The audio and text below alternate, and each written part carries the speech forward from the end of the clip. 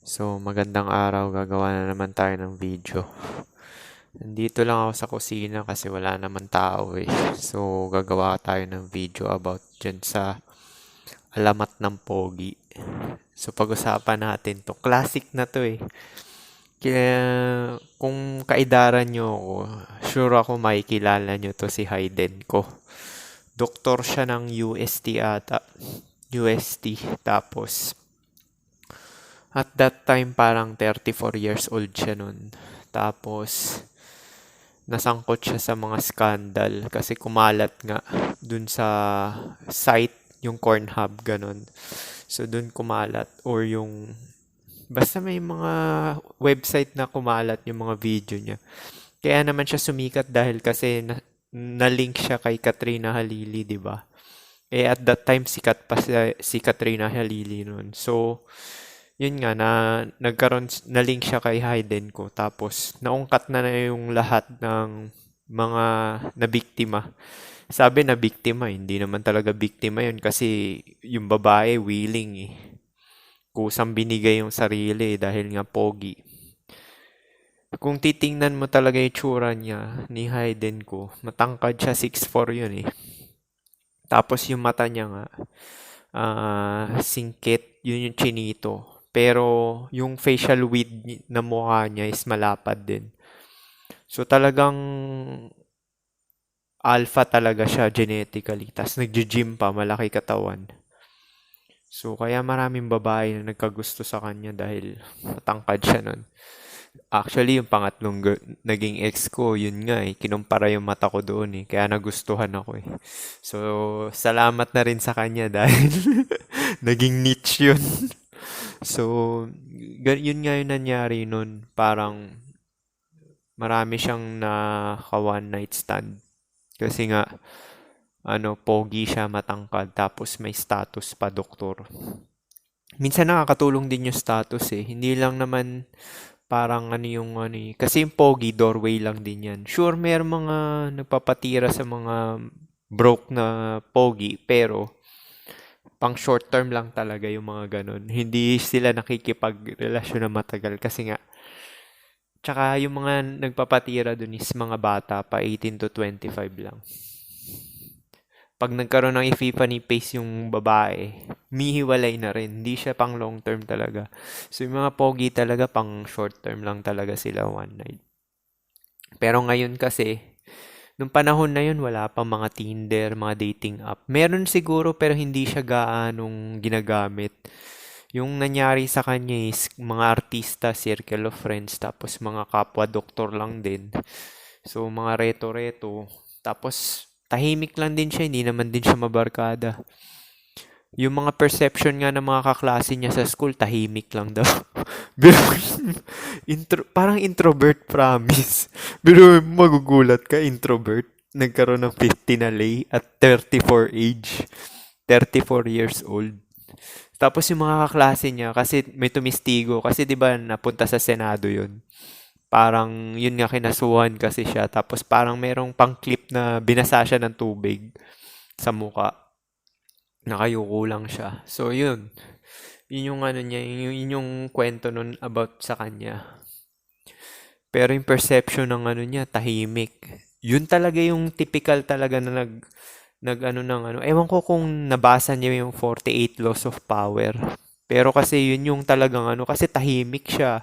Tapos di mo alam yung intention niya. Kasi nagulat yung mga kaklase niya, yung mga lalaki niyang kabarkada. Na ganun pala karami yung niya, naging body count. So walang kaalam-alam yung barkada niya. Kasi tahimik nga lang daw. Tapos yung parents niya, pagkaalam sa kanya is mabait naman daw talaga. Actually, wala naman talaga siyang ginawang masama eh. Kumalat lang kasi yung talagang nude ni Katrina na sumasayaw-sayaw. Tsaka yung parang yung sex scene. Kaya ganun na yun nangyari sa kanya. So, pinagbintangan na siya yung nagkalat. So, kaya ganun. Kaya siya nakasuhan kasi nga nakalat yung video. Which is walang permission dun sa kampo ng Pero kung yung act na nagkaroon siya ng 50 na body count, walang kaso yun kasi willing yung babae. Sila nagbigay ng sarili nila dun sa lalaki na yun, kay Hayden ko. So, yun yung patunay talaga na lookism talagang biruin mo, doktor pa siya. Isa pa yun, positive reinforcement din yun. Kasi kung okay yung treatment sa'yo, tapos yung parents mo pa, middle class lang kasi yung parents niya eh. Although, sa middle class kasi sa Pilipinas, medyo angat na yun, may milyones na yun eh. So, medyo mayaman. Tsaka hindi naman din makakaaral yun sa UST kung walang pera dahil 100,000 per semester dun eh. Pag magdodoktor ka, medyo mahal din. So, kailangan, may pera ka talaga. So, isa pa yun. Nagamit niya talaga lahat. Siya talaga yung typical na all-around na alpha. Matangkad, pogi, may status na doktor. Tapos yung katawan pa, buff, nag-gym, may six-pack. So, siya talaga yung talaga, typical na pure genetic talaga, genetically superior. Pero tahimik lang siya. Tapos sasabihin naman ng iba, gagayahin. Tangina, sigma, sigma. Wala naman talaga sigma eh. Alpha lang talaga, tsaka beta eh. Yung alpha is genetically superior dahil sa looks. Meron naman din mga alpha na na hindi ganong mabuff. Matangkad lang sila, yung lanky. Pero na ma-maximize yung genetic potential yun kapag nag-gym. Doon mo lang malalaman yung genetic potential mo pag nag-gym ka.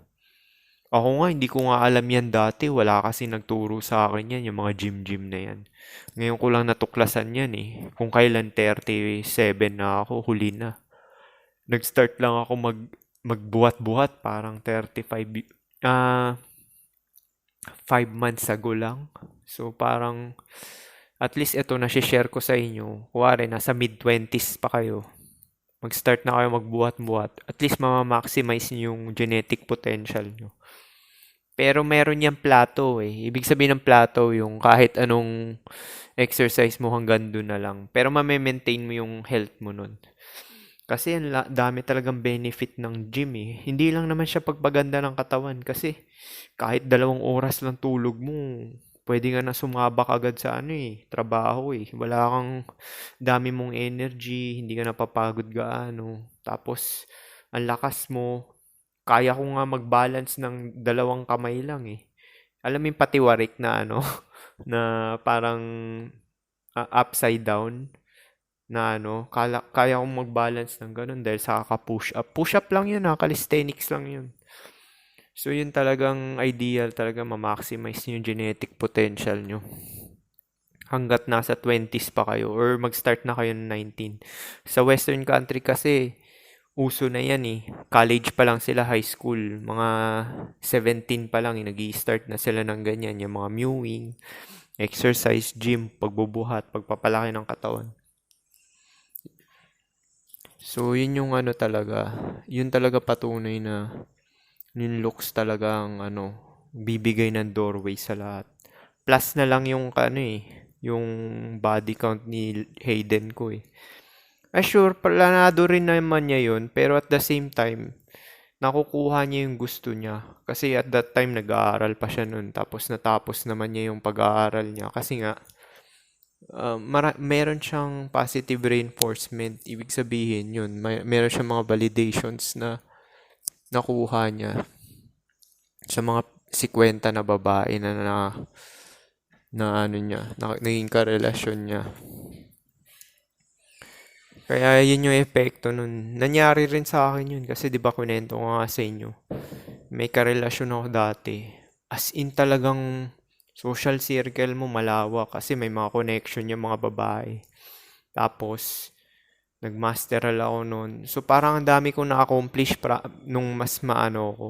Pero ngayon single ako, meron naman din ako na-accomplish din eh. Pero mostly mas marami ako na-accomplish pagka meron akong karelasyon. Kagaya nito, nakapunta na naman ako sa ibang bansa. Kasi nga, nagkaroon ako ng girlfriend, di ba? Usually ganun eh, bago ako maka-abroad. 2 months or 3 months before, nagkaka-girlfriend ako. Tapos, at that time, dahil nga sa interview, di ba may interview yan, may girlfriend ka, so hindi ka naman nagmamadali na na maka-abroad. Putang ingay ah.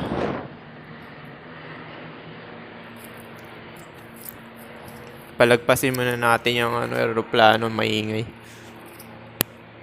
So, yun nga. Kasi pagka may karelasyon ka, parang kampante ka. Parang cocky ka, tas confidence mo super taas.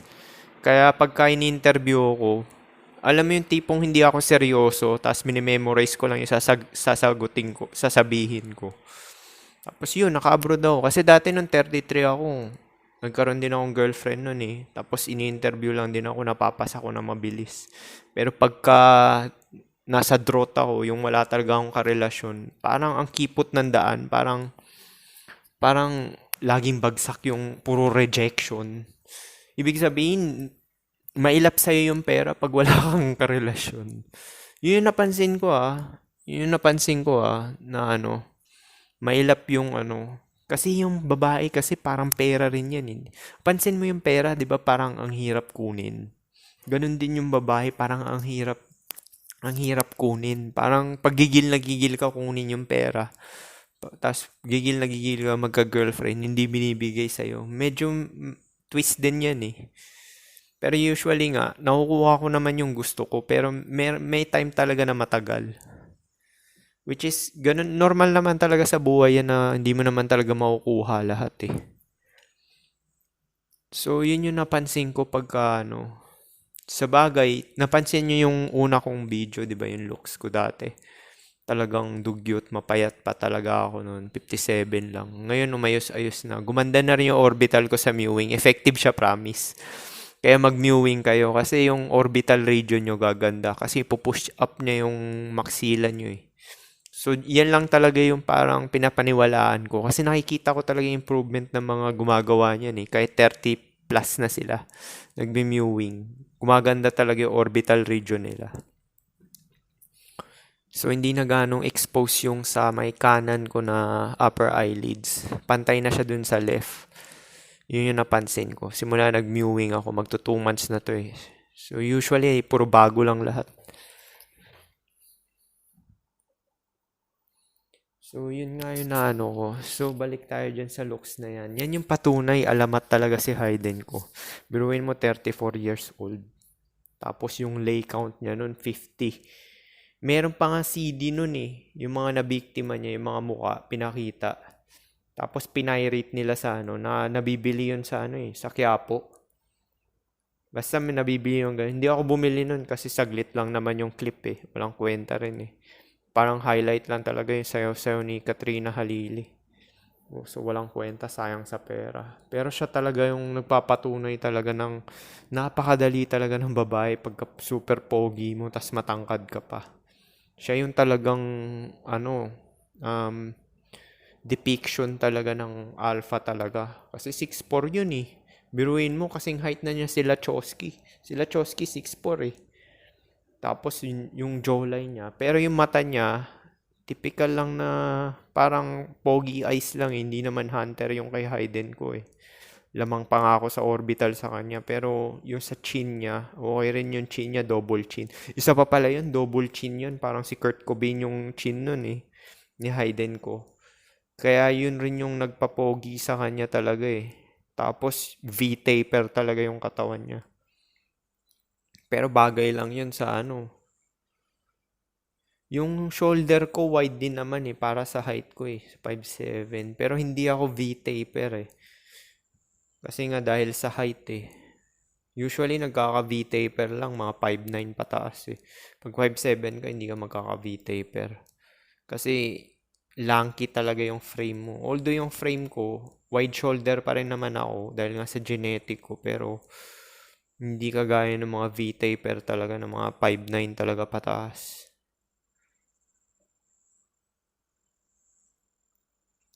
So, yun yung napansin ko na Actually, kung ginaya ko lang talaga si Hayden ko dati, nung prime ko, na talaga, siguro, wala rin kasi akong alam na game eh. Medyo may pagka-nerdy din kasi ako eh. Pero, hindi naman din ako nagsisi kasi, dati mapili kasi ako dahil conceited ako dahil iniisip ko na, ngayon di na ako mapili. Pero huli na. Kagaya kanina, may yung katrabaho ko, ba't ka nagmamask? Kasi nagmi-mewing ako eh. So, ayaw ko makikita nila yung bibig ko na nagmi-mewing ako. So, talaga nagmamask ako sa trabaho. Nagpakita mo naman yung mukha mo, Pilipina yun eh. Minsan nga pag nakasabay ko yun, sabihin ko, sama ka na lang sa akin. Pabirong ganun, no? Masarap biruin yung Pilipino rin eh, kasi hindi nila tinitake ng personal. Hindi kagaya ng ibang lahi. Ayoko magbiro sa ibang lahi, baka kasi kasuhan ka eh. Yung Pilipino kasi, kahit biruin mo sila ng ganun, okay lang.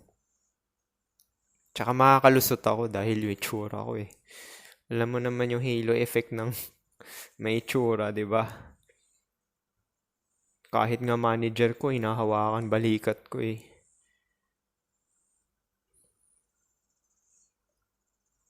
Sana nga dati ko pa to nalaman. Alam ko na siya dati pero hindi ko ganun na-absorb yung effect talaga ng looks talaga. Hindi kagaya ng sinishare ko sa inyo na tsaka yung mga sample na sinasample ko sa inyo. Gaya ni Ryan Bang, di ba? Koreano daw gusto ng mga Gen Z ngayon. Bato mo si Ryan Bang. Tsaka si Price Tag. Reject nila yan. Biruin mo, ito pa pala, yan si Ryan Bang. Siguro 9 years na siyang single. Dami ng ipon yan. Tapos, coincidentally, ngayon 2014, January, nagkaroon ng girlfriend. Pucha, yung girlfriend niya magto-29 na, 28, Epiphany face. Yun yung sinasabi natin na, nice guy finish last. Kasi gagamitin lang yung mga normie pang security at safety para sa hinaharap. Biruin mo, 28 yung babae. Magbe-29 ngayon. Si Ryan Bang, 32. Coincident eh, no? Bigla nagka-girlfriend kung kailan 32 na, no? Ano yun, first girlfriend niya? Malamang mauuto yun, promise. Gatasan talaga siya dahil kung first girlfriend ni Ryan Bang yun, yung babae na yun, pucha, uto-uto talaga siya. Tuto talaga siya dahil wala siyang experience eh. Hindi niya alam yung sitwasyon niya na ano. Yun yung kinakaharap na normie. Marami rin ako mga ganyan na katrabaho eh. 35 na sila tapos nagkaroon ng first girlfriend. Tapos pag tiningnan mo yung girlfriend nila, matanda rin. Eh ako hindi eh. Ako tumatanda pero yung nagiging girlfriend ko hindi lumalagpas ng 27. Kasi yung looks ko eh, actually sa bagay. Sa kanila naman, advantage nila, pumapatol sa kanila, normie rin. For security. Sa akin, sub 5, pero bata. Below 25 sa akin, pero sub 5. Medyo na-frustrate din ako kasi sub 5 eh. Nakaka-frustrate, promise. Nakaka-frustrate. Yung parang yung ideal mo na gusto, hindi mo nakukuha. Ganun na tayo nararamdaman ng super taas sa scale eh. Pag super pangit mo, black pill. Pag may angat ka sa normie, black pill. Pag normie ka, oblivious ka, wala kang alam, yun, blue pill ka. Biruin mo si Ryan Bang. Marami rin akong ganyan na katrabaho eh. Na pangalawang girlfriend pa lang nila. Tapos yung edad nung naging girlfriend nila na pinakasalan nila, 33, 32, meron pa nga pumatol single mother, 35. Sabi niya, wag ka na kasi mapili. Niyaya ako nun sa nung party, Christmas party nun. Dito na yun sa New Zealand eh. Punta kami nun. Wag ka na kasi mapili. Ako naman sa isip-isip ko, gago ka ba? Halata namang obvious na beta box ka eh. Hindi mo lang alam. Alam mo siguro or talagang nagbubulag-bulagan ka lang. Kasi pumatol siya sa katrabaho ko na single mother eh. Binigyan naman siya ng anak. May anak na siya ngayon doon. So, siya yung pangalawa na lalaki na nagbigay ng anak doon sa babae ng katrabaho. Pero yun nga, talo pa rin kasi biruin mo, naging instant daddy ka for ilang years. Pumatol ka sa single mother na 35 ang puta. Meron pa nga, nung bago pa ako noon, 33 kasi ako noon eh. Tapos, nirereto ako sa single mother. Nagrason na lang ako. Hindi ko ni-reject talaga nung direct na rejection. Sabi ko, bago-bago pa kasi ako noon, 1 week pa lang. Sabi ko, hindi, focus muna ako sa ano ko. Alam mo yung kasinungalingan. Focus muna ako sa test ko kasi bago pa lang ako dito. Ako nga sa sarili ko, hirap na hirap ako mag-adjust dito. Kuwari lang ako nun para ano, wag na akong ireto-ireto dyan sa kung ano-ano na yun na matatanda na single mother. Tapos meron pa sila mga kakampi, mga bakla. Shaming tactics ka, sabihin, bakla ka ba? Mga parang ganun. Para mapilitang kapatulan yung mga tira-tira. Bali na lang. Di bali na lang kaysa naman sa ganun.